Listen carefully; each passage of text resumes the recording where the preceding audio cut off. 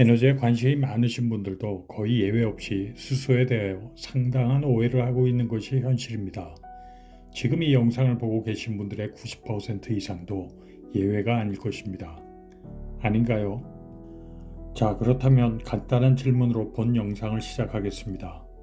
여러분이 가지고 있는 수소에 대한 인식이 얼마나 현실과 다를지 한번 보겠습니다. 현재 지구상에서 가장 핫한 비즈니스 중 하나인 리튬이온 2차전지 시장과 수소 시장을 비교한다면 어느 산업의 규모가 클까요? 수소에서 파생된 드론이나 수소 자동차 같은 산업은 전혀 포함시키지 않고 단지 수소라는 원료 자체 산업의 시장을 말하는 것입니다. 문제가 아주 쉽죠. 시장 규모가 아니라 어느 것이 더 큰가를 묻는 것이니 여러분이 아무런 사전 지식이 없다면 확률은 50%입니다. 스스로의 답을 정하셨으면 정답을 보시기 바랍니다. 답을 맞추셨습니까? 아니면 당황하셨습니까? 아니면 못 믿겠습니까? 세 가지 케이스 중 하나일 텐데 정답자를 제외한 분들을 위하여 이야기를 이어나가겠습니다. 자, 직접 데이터를 보시기 바랍니다. 수소가스는 2022년 기준으로 2천억 달러가 넘는 시장을 가지고 있습니다. 혹시 튀는 데이터라고 생각할 수 있으니 다른 조사기관에서 발행한 데이터도 보겠습니다. 시장 조사기관마다 차이는 있으나 확실한 것은 200조 원 이상의 시장이 이미 존재하고 있다는 사실입니다. 그렇다면 2차전지 시장을 볼까요?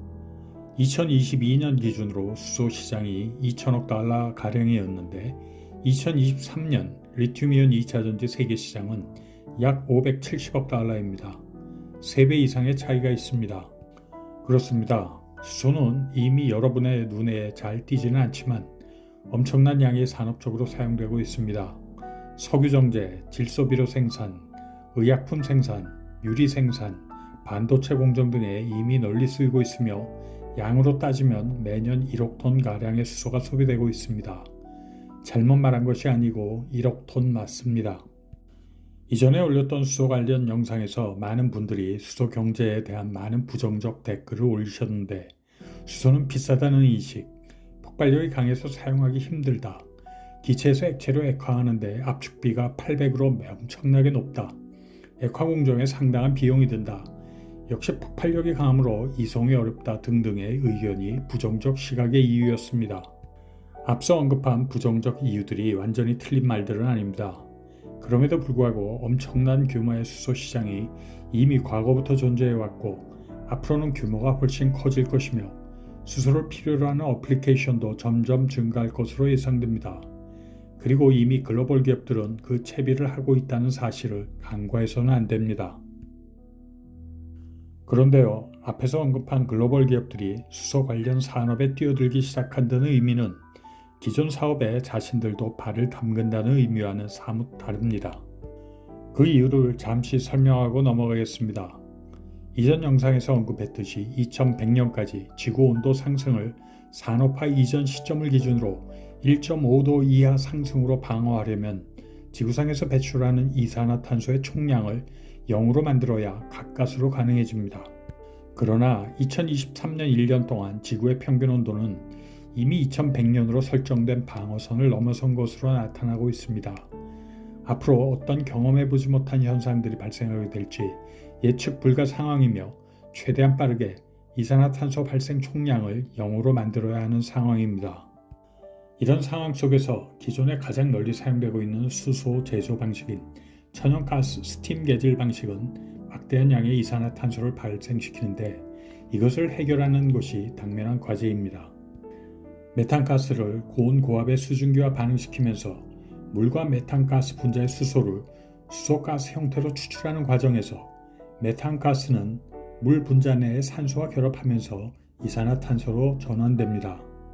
문제는 1kg의 수소가스를 제조하기 위하여 약 10kg에 달하는 이산화탄소, 즉 온실가스를 방출하는 것입니다. 현재 지구상에서는 매년 1억 톤가량의 수소를 생산하고 있으므로 매년 약 10억 톤가량의 이산화탄소가 대기 중으로 꾸준히 방출되고 있는 것입니다. 이런 상황이 지속된다면 구태여 수소 자동차를 사용할 하등의 이유가 없습니다. 오히려 탄소 기반 연료를 사용하는 자동차들이 이산화탄소 배출을 적게 하기 때문입니다.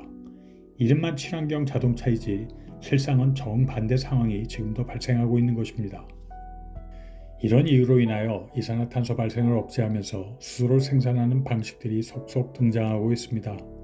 아직 신재생 에너지를 활용하여 물 전기분해를 통한 수소를 얻는 방식은 기존 방식에 비하여 원가가 2배 이상 높으므로 기존 수소 생산 방식은 유지하되 발생되는 이산화탄소를 생산지에서 그대로 포집한 후 지하에 묻어서 저장하는 방식이 단기적으로 활용되기 시작했습니다.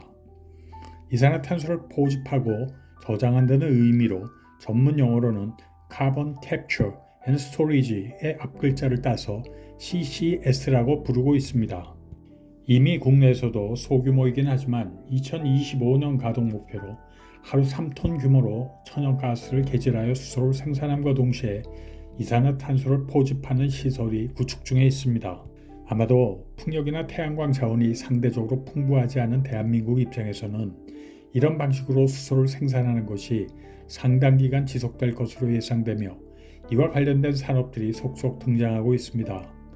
남아있는 문제는 이런 방식으로 수소를 생산할 때 고온의 수증기를 사용해야 되는데 고온 수증기를 만들기 위하여 또다시 이산화탄소가 발생한다는 사실입니다. 우리는 천연가스 개질로 수소를 획득함과 동시에 발생되는 이산화탄소를 포획하고 저장하는 방법으로 얻어진 수소를 블루수소라고 일컫는데요. 신재생 에너지로 얻어진 전기를 사용하여 물의 전기분해 방식으로 얻어진 그린 수소가 제대로 정착되기 이전까지 한시적으로 사용되지 않을까 생각합니다. 자, 그럼 이제 수소에 대한 또 다른 오해에 대해서 풀어보겠습니다. 흔히들 수소는 액화하는 데 비용이 많이 들고 보관이 어려우며 수송이 어렵다는 의견들이 많습니다. 부분적으로는 사실입니다. 수소는 끓는 점이 낮아 액화하려면 극저온으로 온도를 낮춰야 하므로 그에 따라 추가 에너지를 필요로 합니다. 액화 설비 추가 투자도 당연히 필요합니다. 그러나 액화 설비 자체는 이미 기술적으로 어느 정도 완성되어 있으며 단일 설비에서 하루 최대 32톤까지 생산 가능하며 이것을 하루 100톤으로 올리는 작업과 함께 수소 액화에 투입되는 에너지와 액화 수소 생산 장비의 가격을 낮추는 작업들이 곳곳에서 진행 중에 있습니다. 하지만 세계적으로 액화 수소 수요는 하루 350톤에 지나지 않으므로 대부분은 고압의 가스 형태로 파이프라인을 통하여 운송되고 있습니다. 액화 수소의 수요는 신재생 에너지가 풍부한 곳에서 수소를 생산하고 그것을 배를 이용하여 장거리 이동할 경우 주로 필요하게 되므로 아직은 그리 수요가 높지 않은 것이 그 이유입니다. 파이프를 통한 수소 이송 라인은 이미 세계적으로 4,000km 거리로 깔려 있으며 대부분은 화학 공장 내에서 원료로 사용하기 위한 목적입니다. 물론 일부 수소 가스는 파이프의 연결 부위를 타고 새어나오기도 하지만 이미 이런 방식으로 운송되고 있으며 그 안정성과 효율성을 올리는 작업들이 곳곳에서 진행되고 있습니다.